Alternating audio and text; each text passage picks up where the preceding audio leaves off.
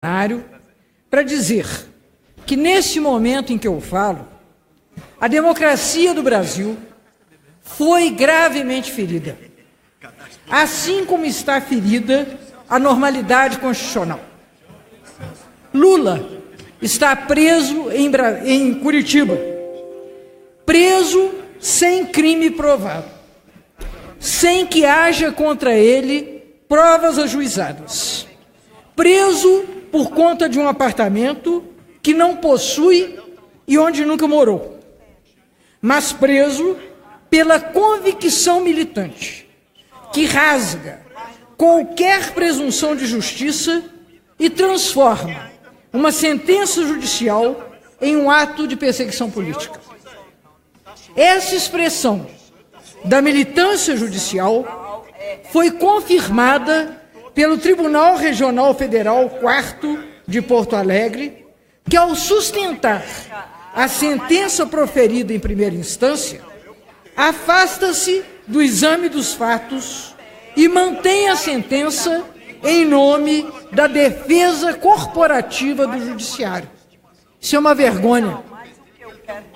Essa a triste história da condenação de um inocente. Passemos agora à história da sua prisão. A prisão de Lula ocorre por conta de uma extravagância na condução de uma sessão do Supremo Tribunal Federal que rasga a Constituição.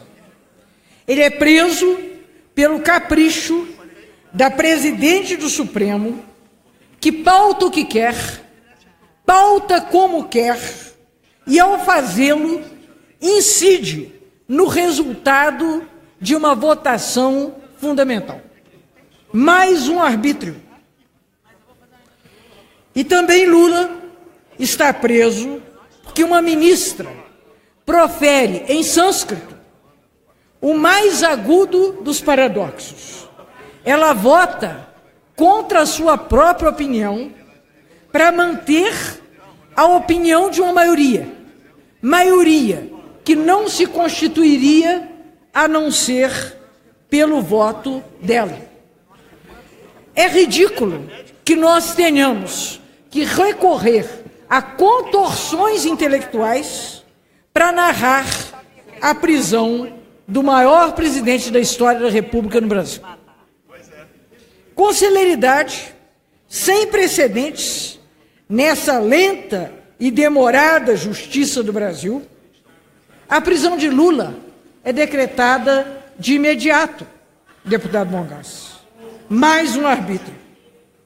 E aí começa um outro capítulo da nossa paixão à brasileira. Milhares de apoiadores de Lula, dos mais diversos partidos, das mais diversas organizações sociais, dos movimentos sindicais, do sem terra, do sem teto, do sem emprego, dos sem direito, mas dos com coragem, dos com esperança, dos com vergonha na cara. Milhares de pessoas se deslocam para São Bernardo do Campo para declarar a Lula o seu amor, para prendê-lo no seu abraço, para impedir que ele cumpra a decisão sentenciada. Mas Lula é sempre o cara, o grande líder popular, o estadista. Depois de um discurso de despedida que arranca lágrimas às pedras, ele se desloca a pé e no meio do povo para passar a enfrentar a enorme injustiça da qual é vítima. O que significa a prisão de Lula? Numa perspectiva sociopolítica, não cabe dúvida. A prisão de Lula expressa a crueldade com que as classes dominantes brasileiras sempre trataram aqueles que a elas se atrevem a se opor. Há quase 300 anos, em 1720, morria um grande herói da liberdade brasileira, Felipe dos Santos, que teve o seu corpo despedaçado por cavalos que foram estimulados a correr em posições antagônicas. O corpo de Felipe dos Santos, dilacerado, expressou a violência da dominação colonial. Cecília Meirelles, num dos mais belos poemas em língua portuguesa, que é o Romanceiro da Independência, ela comenta esse fato dizendo: toda vez que um justo grita, um carrasco o vem calar. Quem não presta, fica vivo. Quem é bom, mandam matar. Morreu Felipe dos Santos. Outros, porém, nascerão. E assim foi verdade. Quantos milhares depois se sucederam na luta pela liberdade, pela independência no Brasil. Assim também mataram a vereadora Marielle Franco. E agora matam quem pode elucidar a sua morte. Foi recentemente, ontem, noticiado que mataram um assessor de vereador da Câmara do Rio de Janeiro que deu declarações que poderiam elucidar a sua execução. Padre João, desde o golpe de 2016, são 185 lideranças populares que foram assassinadas nesse país, principalmente no campo, e a respeito das mortes deles, não há expectativa de elucidação. Essa crueldade impiedosa exerce-se também na condenação e no encarceramento de Lula. Uma crueldade ainda mais imperdoável, porque procura de todo modo, pela culpabilização sem provas, desmerecer a aura de Lula, a aura de um autêntico herói brasileiro que triunfou sobre a adversidade da sua origem, que fez a luta do seu povo, que despertou a esperança, como quem faz brotar água em terreno árido, e melhorou a vida de milhões que, como ele, são os deserdados da terra. O que significa a prisão de Lula? Significa a determinação de lutar. O que significa a prisão de Lula? Antes disso, significa o desmerecimento da Constituição brasileira, que passa a ser brandida contra os pobres, ao contrário do que quer fazer crer o ministro Luiz Roberto Barroso. Porque são os pobres, jovens e negros, que abarrotam o sistema carcerário, numa perspectiva punitivista e ineficiente, que enxuga gelo nessa guerra civil diariamente travada na periferia das cidades brasileiras. Mas o que significa para nós a prisão de Lula? Para nós, significa a determinação de lutar sem tréguas contra essa injustiça, restabelecer a verdade e fazer a reparação da reputação desse único brasileiro, que está neste momento sendo cogitado como agraciado do Prêmio Nobel da Paz. Significa lutar pela liberdade de Lula, como já lutamos, os democratas do mundo inteiro, pela liberdade de Mandela, para que se redima a justiça, para que possamos virar a página sombria desse momento da história brasileira. Um momento tão triste, que agora cogita-se de fechar universidades, cancelar cursos, que são a esperança de tantas brasileiras e tantos brasileiros. Está acontecendo isso agora, nesse momento, aqui em Brasília. Estão os jovens de Brasília na rua, de frente ao MEC, fazendo a luta em favor do seu direito. Nessa universidade, já tão afrontada pela ditadura militar, mas que sempre se constituiu num bastião de luta pela democracia e pela liberdade. Lula herói do povo brasileiro, sofre a indignidade de uma prisão sem culpa. Cabe a todos nós denunciar essa violência que ameaça, presidente, ameaça toda a política pelo risco da sua judicialização, que ameaça a soberania popular, no que ameaça a nossa liberdade de votar para presidente, de votar em Lula, que é em quem queremos votar. Cabe a todos nós, todos os dias, fazer essa luta e, ao fazê-la, nos prepararmos para a construção de uma liberdade verdadeiramente democrática que estenda da luta do Lula por paz e por justiça a condição universal da cidadania no Brasil. Quero dizer que, como nos encarregou o presidente Lula, nós seremos a sua voz, se ele não pode falar. Nós seremos os seus braços, se ele não pode brandir a luta pela liberdade. Nós seremos as suas pernas, indo a toda parte, denunciando essa situação, deputado Léo de Brito. Primeiro, deputada Margarida Salomão, dizer que Vossa Excelência aqui é um exemplo para todos nós, deputados. Eu que faço parte da bancada do Partido dos Trabalhadores, aprendo muito com Vossa Excelência, com a competência, com essa seriedade com que Vossa Excelência cumpre o seu mandato aqui nessa casa, e hoje dando um discurso histórico, num dia, depois de alguns dias em que uma violência, em que uma injustiça foi cometida contra o maior líder político da história do país, o melhor presidente da República da história do Brasil, Luiz Inácio Lula da Silva, que vem sendo vítima de um processo de exceção, de um processo de perseguição política, porque hoje a maioria do povo brasileiro quer votar em Lula, quer que Lula volte à presidência da República.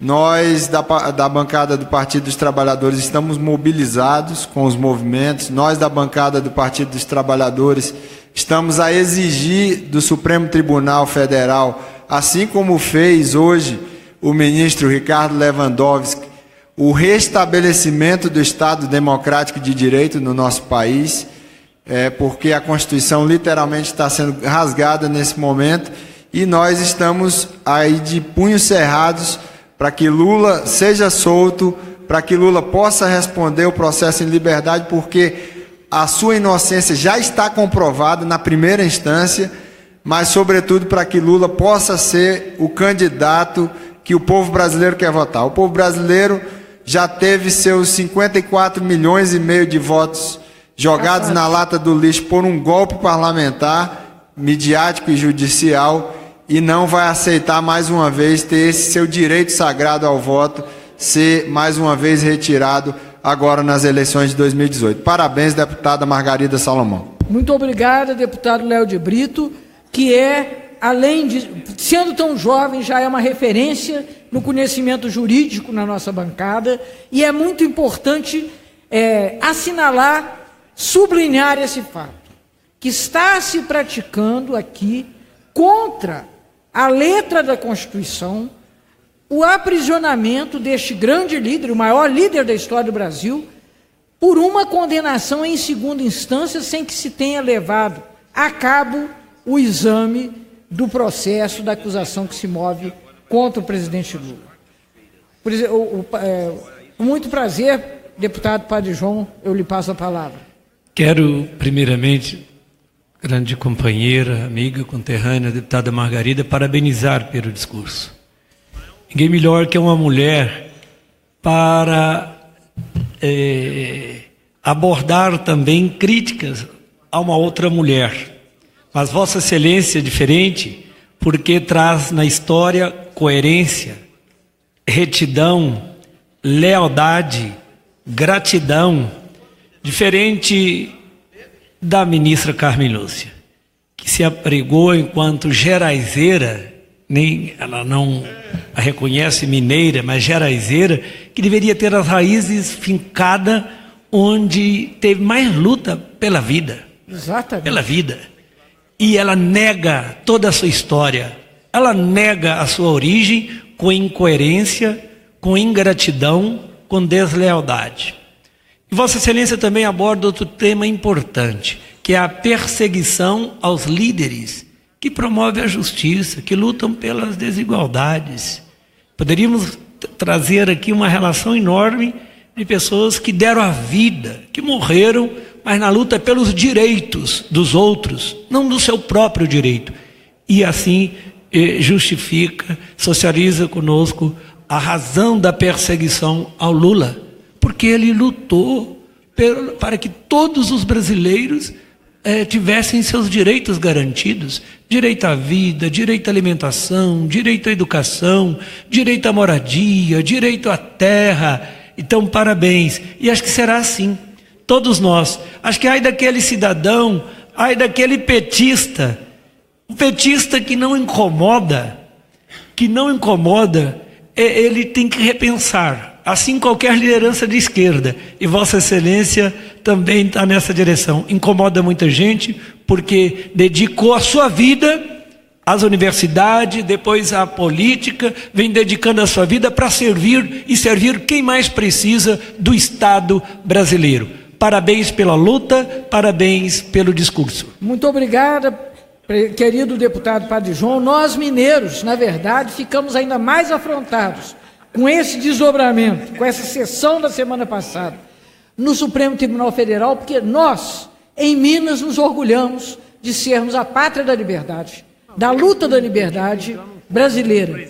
E a presidente Carmen Lúcia, na verdade, rasga a nossa bandeira ao ter dado um golpe na justiça brasileira pela condução que ela exerceu na semana passada, na sessão do Supremo Tribunal Federal. Deputado Mongaça.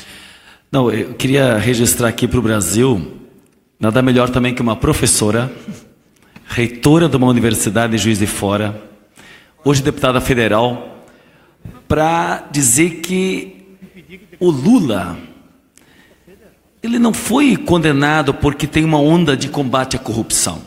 Não. Se fosse isso, muitos outros estariam presos. E não estão. Exatamente pela análise que Vossa Excelência fez. Uma regra aplicada, rasgando a Constituição, condenando sem prova, rasgando filas, alterando filas no processo para acelerar esse processo, e ao mesmo julgando sem ter transitado o julgado. O Lula não está sendo condenado por causa do combate à corrupção. O Lula está sendo condenado porque é o único líder capaz de superar o golpismo que existe hoje, de entrega do nosso patrimônio, de congelar recursos para educação, saúde, para todas as áreas, e de colocar para o povo a esperança que ele tem. O povo tem esperança no Lula, porque ele sabe que com ele a vida era melhor, com o Temer e os golpistas está piorando, e precisa ter uma alternativa para o Brasil. E a soberania do Brasil, a democracia para o Brasil, essa precisa ser restabelecida. E aí o povo tem que ter oportunidade de votar no seu presidente. E querer tirar o Lula dessa situação, de fato, é fraude e é uma agressão a essa democracia.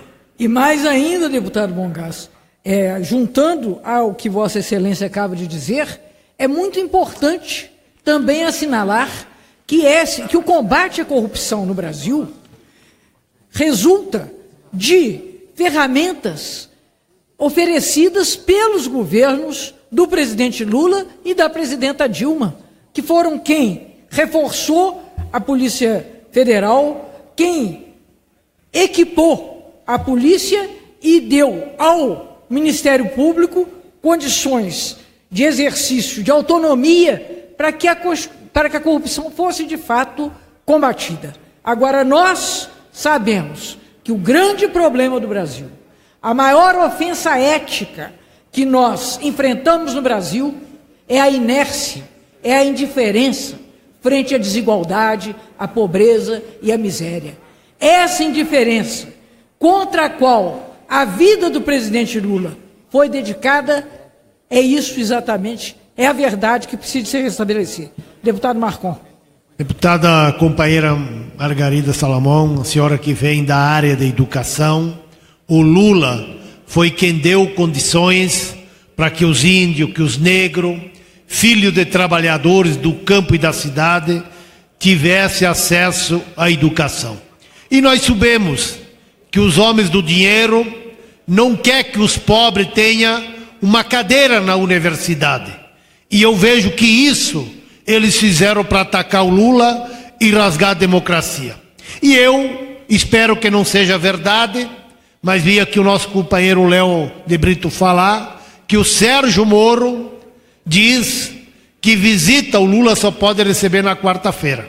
Eu vejo que essa decisão do Sérgio Moro, esta Câmara tem que tomar posição. O presidente da Câmara tem que dizer para o Sérgio Moro que parlamentares federais podem ir à Polícia Federal de Curitiba visitar o Lula a hora que o parlamentar achar que tem agenda. Não é o Sérgio Moro que vai dizer quando os parlamentares devem visitar o Lula lá em Curitiba. Então, eu vejo e digo aqui, presidente desta casa, se isso é verdade, tem que tomar posição e defender o parlamento brasileiro. Muito obrigado. Muito bem, deputado Marcon. Eu concordo plenamente que as prerrogativas do Poder Legislativo devem ser respeitadas e defendidas. E estão sendo, nesse momento, afrontadas e feridas. Mas há uma outra coisa que é necessário destacar nessa notícia, de que o juiz teria proibido as visitas ao presidente Lula. O que isso significa, deputado Marcon? É o medo de que se concentre em Curitiba, Curitiba se transforme no rumo de uma grande romaria democrática, para a qual acorrerão todos os brasileiros para ver Lula, para dizer a Lula que nós estamos com ele, que nós o amamos, que nós o queremos livre, que nós o queremos na presidência da República, como indicam as pesquisas de intenção de voto. Com certeza, e temos que transformar Curitiba na capital da democracia e para o Lula livre. Obrigado. Muito obrigado, deputado Marcon. Então eu também quero aqui encerrar, presidente, essa minha elocução, que foi enriquecida pela fala de tantos companheiros da nossa bancada, todos nós comprometidos com essa tarefa, que é a de denunciar a injusta prisão de Lula e lutar para que ele livre possa ser uma opção para a democracia no Brasil, para que nós possamos encerrar essa triste página do golpe, da ruptura democrática, e nós possamos devolver ao povo brasileiro a sua esperança de que os seus direitos sejam respeitados, sejam mantidos, sejam distribuídos como uma condição universal da nossa soberania. Muito obrigada pela sua deferência aí na nossa fala. Lula livre! Agradeço a deputada Margarida Salomão e convidamos agora, após um grande expediente, nós gostaríamos de convidar